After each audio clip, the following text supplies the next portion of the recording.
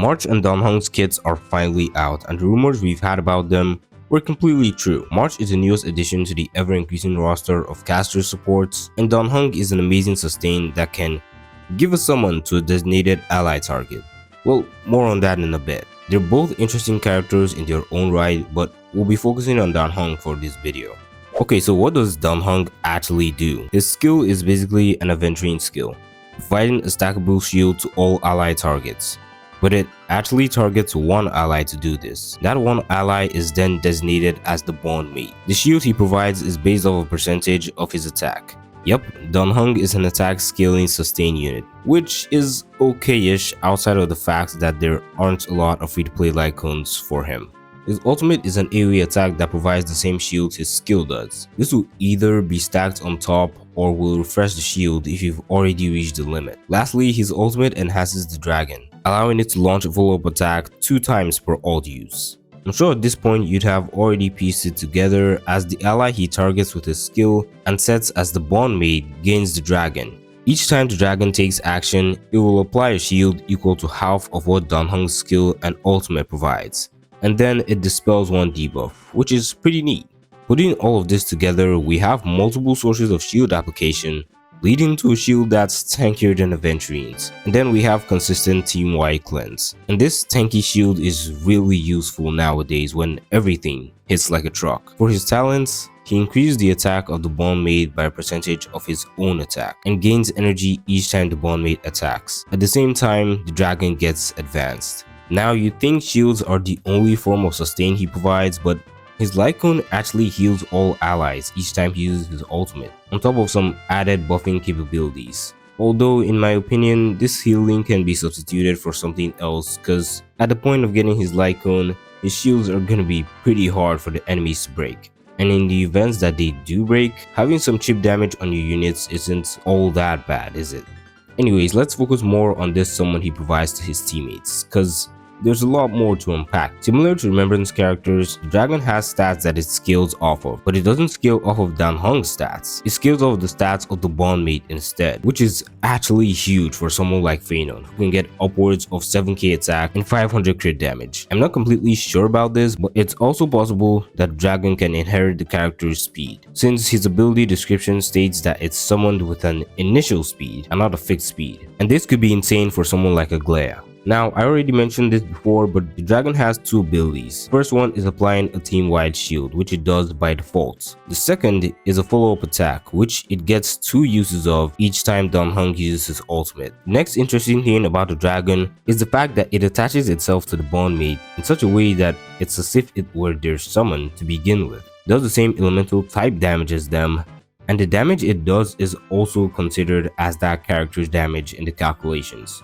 and not Dan Heng's. But now, since the character and the dragon are considered as a character and their summon, this means that Sunday's buffs, which were restricted to characters with summons, are now accessible to any character with the dragon. Yep, you heard that right. The conditional 50% damage bonus can now be obtained by the character with the dragon. And as if that wasn't enough, whenever Sunday advances said character, the dragon gets advanced as well. Sounds pretty normal until you realize that with a unit like Aglaia, that's 3 units getting advanced with 1 skill usage. Oh, and whilst we're on the topic of Aglaia, remember how the dragon gets advanced each time the bond mate attacks? Yeah, imagine if Garment Maker could also proc this. This one synergy could end up being so insane if the dragon does more than 2 attacks per Dan Heng ultimate. And I'd love to see it, cause it isn't even gonna be game breaking, but it's gonna be so good and cool for the Aglaia mains who've gotten nothing recently. Anyways, I'll leave you guys to think up all the other synergies I didn't cover, but Dan Heng brings some really interesting mechanics to the table here. Now, before I get to what my current verdict is for him, let's talk about his synergy with Phainon and exactly what he provides, because that's what a lot of people are here for. So right off the bat, the dragon is going to be inheriting all of Phainon's beefy stats, which I believe gives it the most damage out of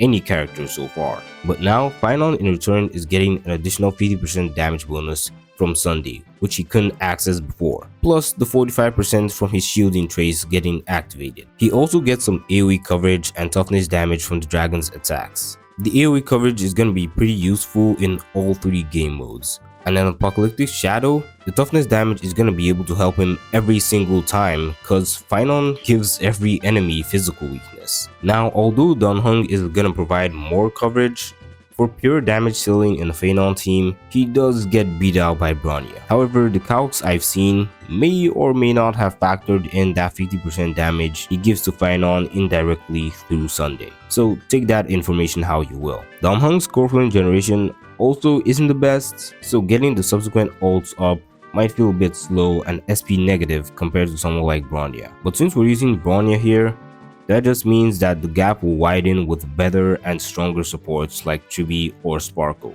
Oh, and before I forget, let's quickly take a look at his Eidolons. His E1 refunds a skill point each time he uses his ultimate, and it gives Rest Pen to the bondmate, which Phainon really likes. His E2 increases the amount of times the dragon can attack by 2, which is still kind of lackluster, and then it increases the damage of the dragon's attacks based off a percentage of the bondmate's attack. And then it deals some additional damage like Chibi does, but not like her E1 though.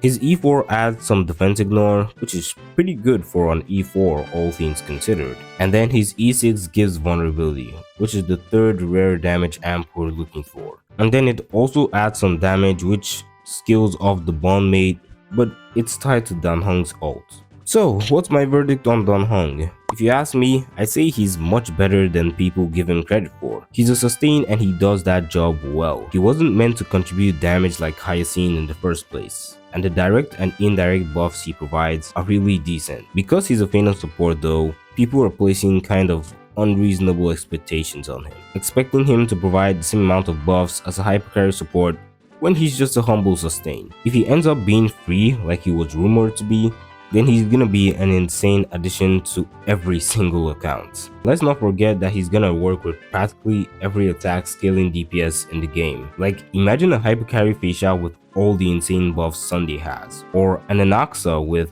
Wait, Anaxa? No, not you. Why do you have to work perfectly with everything that's designed for Phainon? Well, I guess we'll be seeing the power of an Anaxa with an added 50% damage bonus, as well as all the buffs that Dan Heng's gonna give to him. Anyways, if I wanted them to improve Dan Heng, there are a few ways I think they could do that. Mainly by increasing the number of times his dragon attacks per ult usage in his base kit. This change is highly plausible because 2 attacks per ult from the dragon just feels really small. And 4 attacks per ultimate at max investment sounds like a joke, especially for someone like Phainon who isn't gonna allow Dan Heng to use his ultimate because he's gonna be off field. Dan Heng would still be fine without this additional damage, but it would be really cool to see. I mean, if Hyacinth is allowed to do that much damage in the first place, then he should too, right? Secondly, the healing from his light cone could be replaced with higher multiplier values on the other stuff it provides. Finally, for the Phainon mains, similar to cerydra, they can make him give energy to the character he targets. Though they would most likely implement this in an Eidolon, but I mean, it wouldn't be too bad if he's free. This of course would improve his core flame generation for Phainon, which is nice because a lot of people are gonna need more than one ult. I just hope that they make the energy more substantial than what cerydra gives though, because unlike her, Dan Heng works with so many characters. But yeah, those are my first impressions of Dan Heng. Make sure to tell me what you guys think down in the comments, and catch you guys on the next one.